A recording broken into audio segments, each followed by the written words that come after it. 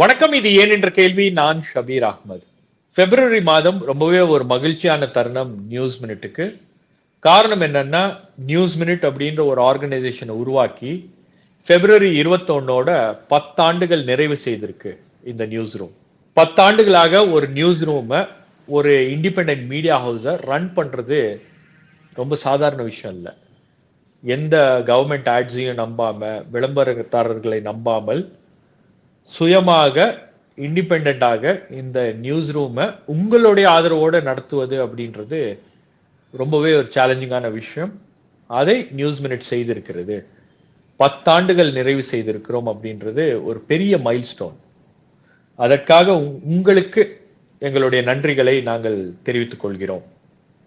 இன்னொரு விஷயம், பர்சனலா நியூஸ் மினிட் தமிழ் டீமுக்கு ஏன் என்ற கேள்வியோட 100வது episode.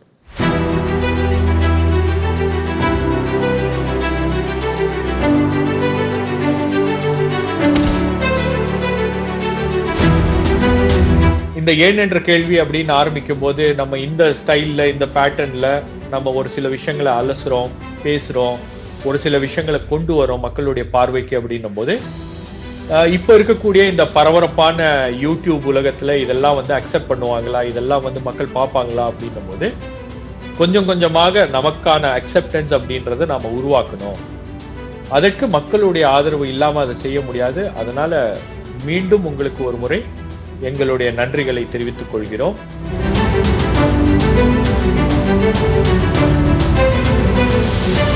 News minute and news laundry இணைந்து இந்த வாரம் ஒரு பெரிய செய்தியை வெளியிட்டோம். அது என்ன செய்தி அப்படின்னா, எப்படி பொலிட்டிக்கல் ஃபண்டிங் இந்தியாவில் நடந்துகிட்டு இருக்கு, அது குறிப்பா பாஜகவுக்கு சாதகமாக அது எப்படி மாறி இருக்கிறது. இப்ப நியூஸ் மினிட்டும் நியூஸ் லாண்ட்ரியும் கிட்டத்தட்ட ஓராண்டு காலமாக ஒரு இன்வெஸ்டிகேஷனை நடத்தி பிஜேபிக்கு யார் யார் டொனேஷன் கொடுத்திருக்காங்க, எப்படி எல்லாம் டொனேஷன் கொடுத்திருக்காங்க, எந்தெந்த வகைகள் எல்லாம் அவங்க அந்த டொனேஷனை கொடுத்திருக்காங்க அப்படின்றத ஆராய்ந்து பார்க்கும்போது நமக்கு அதுல ஒரு பேட்டர்ன் தெரிகிறது. என்ன பேட்டர்ன் அப்படின்னா, எந்தெந்த கம்பெனிஸ் இன்கம் டாக்ஸ், இடி, இந்த விசாரணை வளையத்துக்குள்ள இருக்கக்கூடிய கம்பெனிஸ்லாம் கிட்டத்தட்ட ஒரு 30 கம்பெனிஸ் ரெய்ட் நடந்ததுக்கு அப்புறம் உடனே பாஜகவுக்கு அந்த ஃபண்டிங் அப்படின்றது போகிறது. சோ இந்த ஸ்டோரி தான் இந்தியா முழுவதும் ஒரு பெரிய பேச்சு பொருளாக மாறி இருக்கிறது. பல அரசியல் கட்சியினர் இதை கோரிக்கையாக முன்வைக்கிறாங்க. இதுல ஒரு விசாரணை நடத்தப்பட வேண்டும் அப்படின்ற கோரிக்கை முன் வச்சிருக்காங்க. பிரதான எதிர்கட்சியாக இருக்கக்கூடிய காங்கிரஸ் கட்சி பினான்ஸ் மினிஸ்டருக்கு ஒரு கடிதம் எழுதியிருக்காங்க. அந்த கடிதத்துல இது தொடர்பான விசாரணையை நடத்த வேண்டும் அப்படின்ற கோரிக்கை வச்சிருக்காங்க. இதை பற்றி பேசுவதற்காக நியூஸ் மினிட்டுடைய editor in chief Dhanya Rajendran அவர்கள் நம்மோடு இணைந்திருக்கிறார். தன்யா, வணக்கம். தன்யா, இந்த and congratulations 100th episode of ஏன் என்ற கேள்வி. இந்த ஷோ பார்த்துட்டு ரொம்ப வாரமா பார்த்துட்டு இருக்கோங்க. தயவு செய்து you should become subscriber of the News Minute. ஏன்னா உங்களுக்கு தெரியும் ஷபீர் பண்ற ஒர்க் எப்படி இருக்கு, what is the value of his work. Yes, thank you Dhanya. முதல்ல இந்த ஸ்டோரியை எப்படி நீங்க இந்த ஸ்டோரி ஐடியா எப்படி வந்துச்சு, இந்த ஸ்டோரியை நம்ம ஃபாலோ பண்றதுக்கான அந்த ரீசன் என்ன? 3 டைப் ஆஃப் சோர்சஸ் இருக்கு. பொலிட்டிக்கல் பார்ட்டிஸ்க்கு பணம் கிடைக்கிறது 3 types of sources. First is donation. அது யார் வேணாலும் பண்ணலாம், இண்டிவிஜுவல்ஸ் பண்ணலாம், கம்பெனிஸ் பண்ணலாம். Second, electoral bonds. அது ஒரு அனானிமஸாக கொடுக்கிற ஒரு பாண்ட். அது 2017 ஸ்டார்ட் பண்ணிடுச்சு. இப்ப சுப்ரீம் கோர்ட் அதை இல்லீகல்னு சொல்லி அதை நிறுத்தி வச்சிருக்காங்க.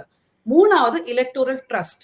ட்ரஸ்ட்னா இப்ப டாடாஸோட ட்ரஸ்ட் இருக்கு, மித்தல்ஸ் ட்ரஸ்ட் இருக்கு. இந்த ட்ரஸ்ட்ல ஒரு கம்பெனி பே பண்ணுவாங்க, அப்புறமா அவங்க டிவைட் பண்ணி எல்லா பார்ட்டிஸும் கொடுப்பாங்க. இந்த மூணு சோர்ஸ் ஆஃப் இன்கம் இருக்கு ஆக்சுவலி எல்லா பார்ட்டிஸ்க்கும். நம்ம இதுல பார்த்தது எலெக்ஷன் டொனேஷன். இது ஒரு பப்ளிக்கான டேட்டா. இது எலக்டோரல் பாண்ட் இல்ல, இது யாரும் கன்ஃபியூஸ் பண்ணக்கூடாது. இது எலெக்ஷன் டொனேஷன், இது பப்ளிக் டேட்டா.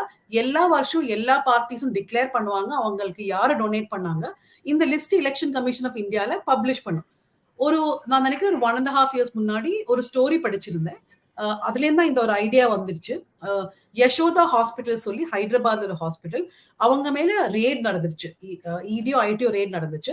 அது நடந்த ஒரு 1 monthல அவங்க 10 கோடி ரூபாய் பிஜேபிக்கு டொனேட் பண்ணாங்க. அப்ப நான் நினைச்சேன் இது ஒரு பேட்டர்ன் இருக்கணுமே அப்படின்னு நான் நினைச்சேன். அப்ப நாங்க இந்த டொனேஷன் லிஸ்ட் அன்னையில இருந்து ஆக்சுவலி இந்த டொனேஷன் லிஸ்ட் பார்த்துட்டே இருக்கோம்.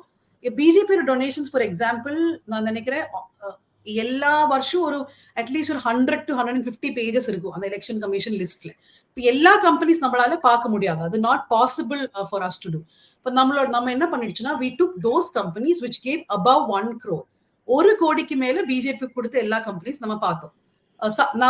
நியூஸ் மினிட் இதுல சவுத் இந்தியாவில கம்பெனிஸ் தான் பார்த்தோம், நியூஸ் லாண்ட்ரி தான் நார்த் இந்தியாவில கம்பெனிஸோட டிவிஷன் பார்த்தோம். நாம இதுல 2018ல இருந்து 22 வரைக்கும் எல்லா கம்பெனிஸ் 1 கோடிக்கு மேல கொடுத்து எல்லா கம்பெனிஸோட பேரு நம்ம முதல்ல எழுதி வச்சோம். அதுல almost 40% companies BJP directly owned, MPs MLAs எல்லாம் பிஜேபி லீடர்ஸ் ஓன் கம்பெனியா இருக்கலாம், இல்ல அவங்க ஆல்ரெடி ஒரு பிஜேபி சப்போர்ட்டிங் கம்பெனிஸா இருக்கலாம். அந்த நம்பர் ஒரு 40% இருக்கும். இன்னும் ஒரு 10% சரி அவங்களே கொடுத்துருக்கு. ஃபார் எக்ஸாம்பிள் முத்தூட், அவங்க பிஜேபியும் கொடுத்திருக்காங்க, காங்கிரஸும் கொடுத்திருக்காங்க.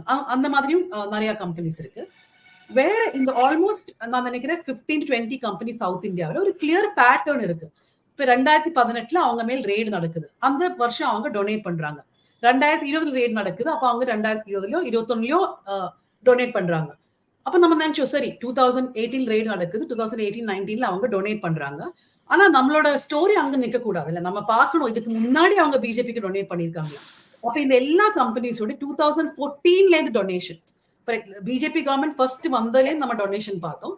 2014 to 23 இந்த ஒரு 9 இயர் பீரியட்ல அவங்கள ரேட் பண்ணி அந்த வருஷம் மட்டும் தான் கொடுக்குறாங்க. அந்த கிளியரான ஒரு பேட்டர்ன் இருக்கு.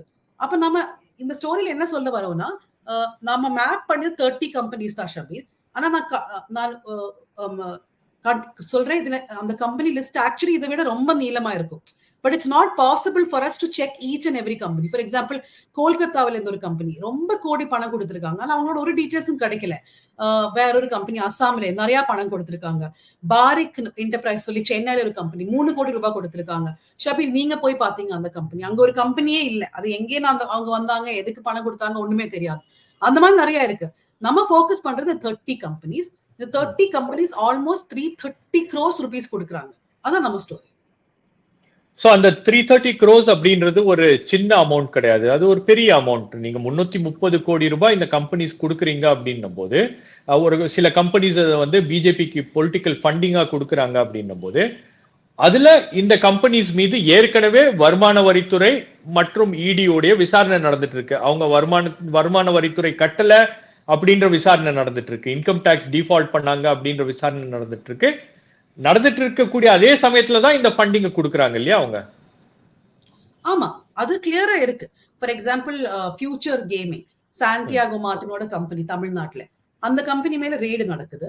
ரெய்டு நடந்து நான் நினைக்கிறேன் ஒரு வருஷத்துக்குள்ள அந்த கம்பெனி 100 கோடி ரூபாய், 1-2 இல்ல 100 கோடி ரூபாய் தான் கொடுத்திருக்காங்க. அவங்க என்ன பண்ணாங்க, அவங்க ப்ரூடென்ட் ட்ரஸ்ட் சொல்லி ஒரு ட்ரஸ்ட் கொடுத்திருக்காங்க. அவங்க டைரக்டா கொடுக்கல. மே 2019 இந்த ஐடி ரெய்டு நடக்குது, 70 லொகேஷன் நடக்குது. மார்ச் 2021ல அவங்க இந்த 100 கோடி கொடுக்குறாங்க. 100 கோடி ப்ரூடென்ட் ட்ரஸ்ட் கொடுக்குறாங்க. அந்த ட்ரஸ்ட் 90% ஆஃப் மணி பிஜேபி கொடுக்குறாங்க, பாக்கி எல்லாம் கொஞ்சம் கொஞ்சம் எல்லா பார்ட்டிஸும் கொடுக்குறாங்க. அப்ப நிறைய வழியில இந்த பணம் வருது. சரி, நம்ம இந்த ஸ்டோரியில இது பிஜேபி இந்த பணத்துக்காக கேட்டிருக்காங்களா, அது அவங்க பண்ணி எக்ஸ்டார்ஷனா நம்மளால இதுல சொல்ல முடியாது. 2, நம்ம இந்த எல்லா கேஸும் இதோட நின்றுச்சா அது நம்மளால சொல்ல முடியாது. நிறைய கம்பெனிஸ் கேஸ் நடந்துட்டே இருக்கு. ஆனா இதுல என்ன பேட்டர்ன் வருது, பேட்டர்ன் என்ன வருதுன்னா, ரேட் ஜாஸ்தி ஆகும். பிஜேபி வந்ததுக்கு அப்புறம் இடி ஐடி ரேட்ஸ் பல மடங்கு இந்தியாவில் ஜாஸ்தியாச்சு, நமக்கு எல்லாருக்கும் தெரியுற விஷயம். இந்த ரேட் ஜாஸ்தி ஆகும்போது அதோட டைரக்ட் பெனிஃபிஷரி பிஜேபி தான். நம்ம அவ்வளவு மட்டும் தான் சொல்றோம் இந்த ஸ்டோரியில. அது பிஜேபி கேட்டு இவங்க கொடுக்குறாங்களா, இல்ல கொடுக்கறதுக்கு அப்புறம் இவங்களோட கேஸ் எல்லாம் ஒதுக்கிட்டாங்களா, அது நம்மளுக்கு தெரியும், நமக்கு அது தெரியாது. அது இன்னொரு இன்வெஸ்டிகேஷன் பண்ணி தான் தெரிய முடியும். சோ அதே மாதிரி இந்த கம்பெனிஸ் வந்து வெறும் பிஜேபிக்கு மட்டும் கொடுத்திருக்கு, காங்கிரஸுக்கும் கொடுத்திருக்காங்க இல்லையா? ஒரு சில கம்பெனிஸ் காங்கிரஸுக்கும் வந்து ஃபண்ட் பண்ணியிருக்கக்கூடிய ஒரு வாய்ப்பு அப்படின்றது இருக்கு. அப்போ இதுல இல்ல நம்ம பார்த்தோம் ஷபீர், இந்த 30 கம்பெனிஸ் நம்ம பார்த்தோம். அதுல 3 கம்பெனி தான் காங்கிரஸ் கொடுத்திருக்கு. நான் சொல்ல மாதிரி முத்தூட் முதல்ல நம்ம லிஸ்ட்ல இந்த முத்தூட் இருந்துருச்சு. ஆனா Muthoot for example almost same money BJP கொடுத்தாங்க, காங்கிரஸ் கொடுத்தாங்க. நம்ம லிஸ்ட்ல இருந்து அவங்கள ரிமூவ் பண்ணிட்டோம். ஆனா இந்த இருக்கிற லிஸ்ட் 30ல அவங்க காங்கிரஸ்க்கு கொடுக்கல. ஒன்லி 3 கம்பெனிஸ் தான் கொடுத்திருக்காங்க. எல்லாமே பாஜக மட்டும் தான் கொடுத்திருக்காங்க. நாங்க for example Tamil Nadu companies DMK AIADMK லிஸ்ட்லயும் பார்த்தோம், அந்த லிஸ்ட்ல இல்ல. ஆனா நம்ம ஒரு விஷயம் மறக்க கூடாது, எலக்டோரல் பாண்ட் லிஸ்ட் நமக்கு தெரியாது. இப்போ ஃபார் எக்ஸாம்பிள் ஸ்டேட் கவர்மெண்ட்ஸ்ல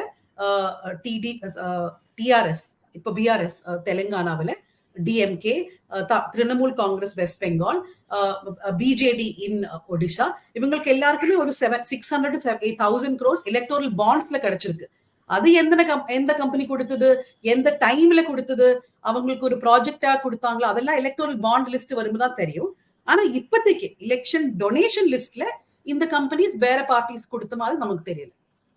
சோ இந்த பேட்டர்ன் அப்படின்றது இதுக்கு முன்னாடி யூபிஏ கவர்மெண்ட் இருக்கும்போது கூட இதே மாதிரி ஒரு பேட்டர்ன் இருந்துச்சா, அல்லது அதை நம்ம பார்க்கும்போது ஏதாவது தெரிஞ்சுச்சா அதுல இந்த மாதிரி ஒரு பேட்டர்ன் எமர்ஜ் ஆயிருக்கிறது? இல்ல, நான் டைம்ல பார்க்கல. 2014ல இருந்து ஆல் பொலிட்டிக்கல் ஃபண்டிங் இப்படிதானே இருக்கும். இது பிஜேபி காங்கிரஸ் ஒரு பிரச்சனை இல்லை. எல்லா இடத்துலயுமே கார்ப்பரேட்ஸ் எதுக்கு ஃபண்ட் பண்றாங்க பாலிடிக்ஸ்? ரெண்டு விஷயத்துக்கு தான். ஒண்ணு, அவங்களுக்கு ஏதாவது ஒரு குவிட் ப்ரோக்கோ, அவங்களுக்கு ஒரு டீல் இருக்கணும், ஒரு லைசன்ஸ் வேணுமோ, இல்ல ஒரு கம்பெனி எக்ஸ்பேண்ட் பண்றதுக்கோ, அதுக்கு தான் அவங்க ஸ்டேட் கவர்மெண்ட் கொடுக்குறாங்க, இல்லைன்னா ஒரு நேஷனல் பார்ட்டி கொடுக்குறாங்க. ரெண்டு, அவங்க அந்த பொலிட்டிக்ஸ்ல பிலீவ் பண்ணவங்க இருக்கலாம். இந்த நிறைய இண்டஸ்ட்ரியலிஸ்ட் இப்போ பார்ட்டிஸ் சேர்ந்து இருக்காங்கல்ல, அதனால கொடுப்பாங்க. அப்ப இது நம்மளுக்கு தெரிஞ்ச விஷயம் தான். எல்லா பொலிட்டிக்கல் பார்ட்டிஸ்க்குமே டொனேஷன் கிடைக்குது. ஆனா இந்த பாஜக சர்க்கார் வந்ததுக்கு அப்புறம் தான் இந்த ரேட்ஸோட எண்ணமே ரொம்ப ஜாஸ்தி ஆயிடுச்சு. அதனால இது பார்த்தோம் நம்ம. சோ இந்த ரேட்ஸ் அதுக்கப்புறம் பொலிட்டிக்கல் டொனேஷன் வர்றதுக்கு ஒரு கிளியர் பேட்டர்ன், ஒரு கிளியர் லிங்க் இருக்கு அப்படின்றது இந்த ஸ்டோரியில இருந்து நம்ம எஸ்டாப்ளிஷ் பண்றோம். இந்த கம்பெனிஸ் மட்டும் இல்ல, அவங்களோட சப்சிடரிஸும் கொடுத்திருக்காங்க. ஃபார் எக்ஸாம்பிள் சாலார் புரியான்னு சொல்லி ஒரு கம்பெனி இருக்கு பெங்களூர்ல. அவங்க 2019 நான் நினைக்கிறேன் 9-10 கோடி கொடுத்தாங்க. அது ஒரு கம்பெனில ஆல்மோஸ்ட் 3 சப்சிடரிஸ் எல்லாரும் சேர்ந்து அந்த பணம் கொடுக்குறாங்க. அப்ப நாங்க நினைச்சோம் ஏன் அந்த வருஷம் கொடுக்குறாங்க, ஏன்னா அவங்க மேல் ரேடு நடக்கிறது இன்னொரு வருஷம் 2020 நடக்குது ரேடு. அப்ப ஏன் அவங்க 2019 பணம் கொடுக்குறாங்க பாத்துச்சுன்னா 2018 இன்வெஸ்டிகேஷன் ஸ்டார்ட் ஆயிடுச்சு. ஹீரா குரூப்னு சொல்லி ஒரு குரூப் மேல, அது ஹைதராபாத் பேஸ் குரூப், அவங்க மேல 2018 இன்வெஸ்டிகேஷன் ஸ்டார்ட் ஆயிடுச்சு. அந்த ஹீரா குரூப்புக்கும் இந்த சாலார்புரியாக்கும் கனெக்ஷன் இருக்குன்னு சாலார்புரியாக்கு தெரியும்ல, அதனால அவங்க முதல்ல பணம் கொடுத்துட்டாங்க. ஆனாலும் பணம் கொடுத்ததுக்கு அப்புறம் அவங்க மேல கேஸ் ஒன்னும் எண்ட் ஆகல. இடி அவங்க மேல கேஸ் எடுத்து அவங்களோட அசெட்ஸ் ஃப்ரீஸ் பண்ணிருக்காங்க. அதான் நான் சொல்றேன், அது காஸ் அண்ட் எஃபெக்ட் இதுல கரெக்டா நம்மளால தெரிய முடியாது. அது நீங்க பணம் கொடுத்ததுனால இவங்க மேல இருக்கிற கேஸ் கம்மி ஆயிடுச்சா இல்ல ஸ்டாப் ஆயிடுச்சா நம்மளால கரெக்டா சொல்ல முடியாது. அந்த காஸ் அண்ட் எஃபெக்ட் ரிலேஷன்ஷிப் நம்ம எஸ்டாப்ளிஷ் பண்ண முடியல. பட் ஏதோ ஒரு இடத்துல ஒரு கிளியர் பேட்டர்ன் எமர்ஜ் ஆகுது. ஒரு ரெய்டு நடக்குது, ரெய்டுக்கு அப்புறம் பொலிட்டிக்கல் ஃபண்டிங் முதல் முறையாக சில கம்பெனிஸ் எல்லாம் கொடுத்திருக்காங்க அப்படின்றது. இதுக்கு முன்னாடி அவங்க பாஜக காசு கொடுத்தது இல்ல கொடுத்தது இல்ல. இது நிறைய வழி நடக்கலாம்ல. ஃபார் எக்ஸாம்பிள், நான் ஒரு கம்பெனி நடத்துறேன், என் மேல இடி ஐடி ரேட் இருக்கு. நான் லோக்கல் லீடர்ஸ் போன் பண்றேன், அவங்க அட்வைஸ் சொல்றாங்க. ஒரு பிசினஸ் மேன் என்கிட்ட சொல்லி விஷயம் தான், அவங்க மேல இடி ரெய்டு வந்த போது லோக்கல் பிஜேபி லீடர் சொன்னாங்க, நீங்க டொனேட் பண்ணி பாருங்க. அது அவங்களுக்குள்ள ஒரு மிஸ் அண்டர்ஸ்டாண்டிங்காவும் இருக்கலாம். சரி, நம்ம டொனேட் பண்ணி பார்க்கலாம், சிலப்ப கேஸ் தெரிய ஆயிடும். இது என்ன இருந்தாலும் நான் என்ன கேக்குறேன்னா, கரப்ஷனுக்கு எதிரான ஒரு பார்ட்டி தான் பிஜேபின்னு சொல்றாங்க. அவங்க 2014ல பவருக்கு வந்ததே யூபிஏ கவர்மெண்ட்ல இருக்கிற கரப்ஷனுக்கு எதிராக தான் இந்தியா அவங்கள ஓட் பண்ணி ஜெயிச்சு வச்சாங்க. இப்போ அவங்களோட இடி, அவங்களோட ஐடி இன்வெஸ்டிகேட் பண்ற, கரப்ஷனுக்காக அசெட்ஸ் ஃப்ரீஸ் பண்ண நிறைய கம்பெனிஸ் தான் பிஜேபியே ஃபண்ட் பண்றாங்க. அப்ப பிஜேபி சொல்லணும்ல, இந்த ஃபண்ட் எனக்கு வேண்டாம், நீங்க இன்வெஸ்டிகேஷன்ல இருக்கீங்க, இந்த ஃபண்ட் எனக்கு வேண்டாம். அதுன்னு யாரும் சொல்ல. 100 கோடி ரூபாய் ஃபியூச்சர் கொடுத்திருக்காங்க, 50 கோடி ரூபாய் வேற கம்பெனி கொடுத்திருக்காங்க. நம்ம சொல்றது 350 கோடி ரூபாய் கொடுத்திருக்காங்க ஜஸ்ட் இந்த வருஷத்துக்கு 2018 to 23. அதுக்கு முன்னாடி எவ்வளவு இருக்கு, இன்னும் எவ்வளவு கம்பெனிஸ் இருக்கு நமக்கு தெரியாது. சோ அதே மாதிரி இந்த எலக்டோரல் ட்ரஸ்ட் அப்படின்றது அதுல இருந்து ஃபண்டிங் பொலிட்டிக்கல் பார்ட்டிஸ்க்கு போகுது. இது காங்கிரஸ் சமயத்துல உருவாக்கின ஒரு ஸ்கீம்.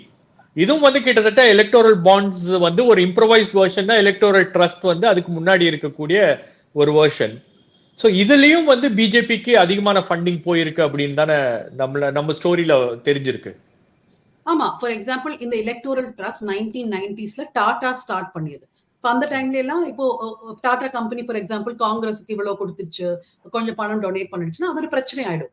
எதுக்கு நீங்க காங்கிரஸ்க்கு மட்டும் கொடுக்குறீங்க சொல்லி, அதனால அவங்க ட்ரஸ்ட் ஸ்டார்ட் பண்ணிட்டாங்க. அந்த ட்ரஸ்ட்ல எல்லா கார்பரேட் கம்பெனிஸும் பணம் போடுவாங்க. அந்த ட்ரஸ்ட் ஒரு ஃபார்முலா இருக்கு. அந்த ட்ரஸ்ட்டுக்கு முதல்ல டாடாஸ்க்கு ஒரு ஃபார்முலா இருந்துச்சு, எந்த பார்ட்டி நிறைய ஓட் வின் பண்றாங்க இல்ல சீட்ஸ் வின் பண்றாங்க அவங்களுக்கு ஜாஸ்தி பணம் கொடுக்கும், டிஃபீட்டட் பார்ட்டி கம்மி, அந்த மாதிரி எல்லாரும் ஓட் ஷேர் பார்த்து அவங்க டொனேட் பண்ணிருந்தாங்க.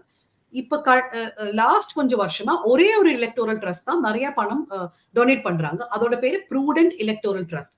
அது இந்த பாரதி குரூப் ஸ்டார்ட் பண்ணிய ஒரு ட்ரஸ்ட். லாஸ்ட் 2-3 இயர்ஸ்ல நிறைய பெரிய பெரிய companies, Megha engineering for example Telangana, அவங்க ஆல்மோஸ்ட் 100 crores ஏதோ கொடுத்திருக்காங்க. இந்த ஃபியூச்சர் கேமிங் சாண்டியாகோ மார்டின் அவங்களும் இதே ட்ரஸ்ட்ல தான் கொடுத்திருக்காங்க. அந்த நம்பர்ஸ் பார்த்தாலும் பிஜேபி இப்போ ஃபார் எக்ஸாம்பிள் 10 வருஷத்துல பிஜேபி கிடைச்ச பணம் 1893 crores. 1800 சாரி எனக்கு அவ்வளவு தமிழ் தெரியாது. 1893 crores. 1893. நான் இப்ப எதுக்கு தமிழ்ல சொல்ல வந்தேன் எனக்கு தெரியாது. ஆனாலும் 1893 crores அவ்வளவு பணம் பிஜேபி கிடைச்சிருக்கு. பிஜேபி கிடைக்கிற 100 ரூபாய்க்கு காங்கிரஸுக்கு 19 பைசா தான் கிடைக்குது. சரி, நம்ம இந்த ஸ்டோரியில சொல்ல வர என்னன்னா, எல்லா பணமும் பிஜேபிக்கு தான் போகக்கூடாதுன்னு இல்ல. சரி, ஒரு கார்பரேட் கம்பெனிக்கு பிஜேபி கொடுக்கணும், அவங்க கொடுக்கட்டும். நாம என்ன சொல்ல வரோம்னா, ஃப்ரீ அண்ட் ஃபேர் எலெக்ஷன்ஸ், இதான் எலெக்ஷன் கமிஷன் ஆஃப் இந்தியாவே சொல்றாங்க. ஃப்ரீ அண்ட் ஃபேர் எலெக்ஷன்ஸ் 16,000 கோடி எலக்டோரல் பாண்ட்ஸ்ல வந்த போது அதுல ஆல்மோஸ்ட் 7,000 crores நமக்கு தெரிஞ்சதுல இருந்து 7,000 crores, 4,000 crores அந்த கணக்குல தெரியாது நம்மளுக்கு. 12,000 கோடி பணத்துல 6,500 கோடி ரூபாய் கிடைச்சது பிஜேபிக்கு. எலக்டோரல் ட்ரஸ்ட் பாத்தீங்கன்னா ஒரு பெரிய அமௌண்ட் பிஜேபிக்கு போகுது. டொனேஷன்ஸ் பாத்தீங்கன்னா பிஜேபிக்கு போகுது. இப்ப எல்லா கார்பரேட் கம்பெனிஸுமே இந்த எலெக்ஷன்ஸ் ஃபண்ட் பண்றாங்க. இந்த ஒரே ஒரு பார்ட்டியை ஃபண்ட் பண்றாங்க. அப்படி எப்படி ஃப்ரீ அண்ட் ஃபேர் எலெக்ஷன்ஸ் நடக்கும்? அது மட்டும் இல்ல, நம்ம எல்லாரும் தெரிய வேண்டிய ஒரு விஷயம், 2017 மோடி கவர்மெண்ட் 2 சேஞ்சஸ் கொண்டு வந்தாங்க. அதான் இந்த அமித்ஷா சொல்லுவாங்களே ஹிந்தில குரோனாலஜி சம்ஜின்னு சொல்லி. இந்த குரோனாலஜி புரியணும்னா 2017 அவங்க 2 பெரிய மாற்றங்கள் கொண்டு வந்தாங்க ஃபைனான்ஸ் ஆக்ட்ல. ஃபர்ஸ்ட் என்னன்னா, அது வரைக்கும் கம்பெனி 7. இப்ப நான் ஒரு கார்பரேட் கம்பெனினா என்னோட ப்ராஃபிட்ஸ்ல 7.5% தான் நான் டொனேட் பண்ண முடியும். 7.5% தான் டொனேட் பண்ண முடியும். அந்த ஒரு கேப் அவங்க எடுத்து மாத்திட்டாங்க. இப்ப கார்பரேட் கம்பெனிஸ் எவ்வளவு பணம் வேணும் கொடுக்கலாம். செகண்ட், முதல்ல எல்லாம் ஃபாரின் கம்பெனிஸ்க்கு இந்தியாவில பொலிட்டிக்கல் பார்ட்டிஸ்க்கு டொனேட் பண்றதுக்கு பெர்மிஷன் இல்ல. 2017 பிஜேபி கவர்மெண்ட் அந்த பெர்மிஷன் கொடுத்திருக்காங்க. இந்தியன் சப்சிடரிஸ் இருக்குன்னா ஃபாரின் கம்பெனிஸ்க்கு பணம் கொடுக்கலாம். இல்ல வாக்குக்கு anti national foreign influencer China Khalistan சொல்ற இந்த பிஜேபி அவங்க 2017 இந்த ரூல் கொண்டு வந்தாங்க. இந்த 2 ரூல்லாலதான் இந்த பொலிட்டிக்கல் கார்பரேட் ஃபண்டிங்கே ஜாஸ்தியா இருக்கு. நாம அதான் குவெஸ்டின் பண்றோம். நீங்க ரூல்ஸ் ட்வீக் பண்ணி நீங்க நிறைய கார்பரேட் ஃபண்டிங் அலோவ் பண்ணிடுங்க பொலிட்டிக்ஸ்ல. அது ஜனங்க தெரியணும்ல என்ன குவிட் ப்ரோகோ நடந்துருச்சுன்னு. எதுக்கு கார்பரேட் கம்பெனிஸ் உங்களுக்கு கோடி கோடியா ரூபா கொடுக்குறாங்க, என்ன கிளியரன்ஸ் கொடுத்தீங்க, என்ன குவிட் ப்ரோகோ. இது பிஜேபி மட்டும் இல்ல, எல்லா ஸ்டேட் கவர்மெண்ட்ஸ் கிட்டயும் நம்ம கேட்க வேண்டிய விஷயம் தான். அண்ட் கடைசியாக தன்யா ஒரே ஒரு கேள்வி, இந்த ஸ்டோரி வெளியே வந்ததுக்கு அப்புறம் வந்திருக்கக்கூடிய ரியாக்ஷன்ஸ், காங்கிரஸ் கட்சி இதுல ஒரு விசாரணை நடத்தணும் அப்படின்னு சொல்லிட்டு கேட்டிருக்காங்க. அதுக்கப்புறம் உங்களுக்கு எலக்டோரல் பாண்ட்ஸ் மூலமாகவும் அந்த தகவல்களும் வெளியே வந்துச்சுன்னா இது ஒரு பெரிய விஷயமாக மாறும் அப்படின்னு. பட் இது மக்கள்கிட்ட எப்படி போய் சேர்ந்திருக்கு? இதை கொண்டு போய் சேர்க்கக்கூடிய வேலையை மற்ற ஊடகங்கள் இதை பண்றாங்களா? இந்த ஸ்டோரி இன்னைக்கு ஜெயராம் ரமேஷ் பிரஸ் கான்ஃபரன்ஸ்ல முழுக்க இந்த ஸ்டோரியை பத்தி அவர் பிரஸ் கான்ஃபரன்ஸ் பண்ணதுக்கு அப்புறம் கூட கூட்டணி குறித்து தான் ஊடகங்கள்லாம் கேள்வி கேட்கிறாங்க அப்படின்னும் போது இந்த தகவல்லாம் மக்கள்கிட்ட போய் சேர்ந்துடக்கூடாது அப்படின்றதுல அரசாங்கமும் தெளிவாக இருக்கிறது, மீடியாவும் அதை ரொம்ப கவனமா பாத்துக்கிறாங்க. இது வெளியே போயிடக்கூடாது, மக்கள்கிட்ட போய் இது ஒரு பேச்சு பொருளா மாறிடக்கூடாது அப்படின்னும் போது அப்போ இதை எப்படி நம்ம மக்கள்கிட்ட கொண்டு போறது, அதை என்ன பண்ண முடியும்? ஷபீர், மக்கள் கிட்ட ஒரு ஸ்டோரி எப்படி கொண்டு போகணும்னு அது எனக்கு இருக்கிற கேள்வி இல்ல. ஃபார் எக்ஸாம்பிள் ஒரு ஜேர்னலிஸ்ட் நான் ஸ்டோரி பண்றேன். ஃபார் எக்ஸாம்பிள் இந்த ஸ்டோரி பிஹைண்ட் அ பேவால், இப்போதைக்கு இந்த ஸ்டோரி ஒரு பேவால் பின்னாடி இருக்கு அப்படின்னா நீங்க பே பண்ணி தான் இந்த ஸ்டோரி படிக்கணும். நிறைய பேர் என்கிட்ட கேட்கறாங்க, இது பப்ளிக் இன்ட்ரெஸ்ட் ஸ்டோரி, இது ஏன் பேவால் பின்னாடி இருக்குன்னு. ஏன்னா நாங்களும் ஒரு ஆஃபீஸ் நடத்தணும்ல, நம்மளுக்கும் இவ்வளவு ஜேர்னலிஸ்ட் இருக்கு, அவங்களுக்கு எல்லாரும் சம்பளம் கொடுக்கணும். அப்ப அதுக்கு நம்மளுக்கு ஒரு ரெவென்யூ மெத்தட் இஸ் த்ரூ பேவால். இந்த ஸ்டோரி படிக்கணும்னு மட்டுக்காக இல்ல, நீங்க நம்மளை சப்போர்ட் பண்றதுக்கும் சப்ஸ்கிரைப் பண்ணி கண்டிப்பா இந்த ஸ்டோரி படிக்கணும். 2, இது மக்கள் கிட்ட எப்படி எடுத்து போகணும்னு ஆப்போசிஷன் தான் டிசைட் பண்ணும். ஆனா அவங்களால அது முடியுமா? ஏன்னா அவங்களோட ஃபண்டிங் கிளியரா இருக்க நம்மளுக்கு தெரியாது இல்ல. அப்போ அதனால அவங்க எவ்வளவு இதை ஏத்துப்பாங்க எனக்கு தெரியாது. இங்க ஃபார் எக்ஸாம்பிள் கர்நாடகா எலெக்ஷன் முன்னாடி நம்ம ஒரு இன்வெஸ்டிகேஷன் பண்ணியிருந்தோம். எப்படி வோட்டர் லிஸ்ட இவங்க ட்வீக் பண்றாங்க, ஒரு கம்பெனி வச்சு எல்லா ஓட்டர்ஸோட டீடைல்ஸ் எடுத்து எப்படி ட்வீக் பண்றாங்க. அது பெரியதா இங்க கன்னடா மீடியா, இந்த கர்நாடகால கன்னடா மீடியாவும் இங்கிலீஷ் மீடியா எல்லாரும் எடுத்தாங்க அந்த ஸ்டோரி. அதனால எல்லாருக்கும் தெரிஞ்சு போச்சு. நான் நினைக்கிறேன் almost 1 week Kannada media 24 hours அதே கவர் பண்ணாங்க. அவங்க அதுக்கு மேல நம்ம இன்வெஸ்டிகேஷன் மேல அவங்க வேற இன்வெஸ்டிகேஷன் பண்ணாங்க. அதுதான் ஒரு ஜேர்னலிஸ்டோட ஆக்சுவல் வேலை இல்ல. ஃபார் எக்ஸாம்பிள் யார் ஒரு ஸ்டோரி பிரேக் பண்ணியாலும், சரி இந்த நியூஸ் மினிட் இந்த ஸ்டோரி பிரேக் பண்ணாங்க. இது எப்படி அடுத்த லெவல்ல எடுத்து போலாம்? இந்த 30 கம்பெனிஸ் மேல இருக்கிற ஐடி ரேடு, இடி ரேடு எல்லாம் என்ன ஆச்சு? இது கண்டுபிடிக்கிறதுக்காக இன்னொரு ஜேர்னலிஸ்ட் முன்னாடி வரணும். அப்படிதான் இந்தியால ஜேர்னலிசம் ஒர்க் பண்ணும். ஆனா அன்பார்ச்சுனேட்லி அப்படி இல்ல. இங்க எல்லாருமே ரொம்ப போலரைஸ்டா இருக்காங்க. அவங்க ஜேர்னலிசம் சொல்லி ஒர்க் பண்ணல. அவங்க ஒண்ணுனா கவர்மெண்ட்டுக்கு எதிரா இல்ல கவர்மெண்ட்டுக்கு சார்பா ஒர்க் பண்றாங்க. ரொம்ப நன்றி தன்யா, எங்களோட ஏன் என்ற கேள்வியில உங்களுடைய கருத்துக்களை பகிர்ந்து கொண்டமைக்காக ரொம்ப நன்றி. தேங்க்யூ ஷபீர். அது மட்டும் இல்ல, உங்களோட 100th எபிசோட்ல என்னோட சுத்தமான தமிழ்ல பேசுறதுக்கு எனக்கு ஒரு ஆப்பர்ச்சுனிட்டி கொடுத்தீங்க. நன்றி and thank you to all viewers. Thank you.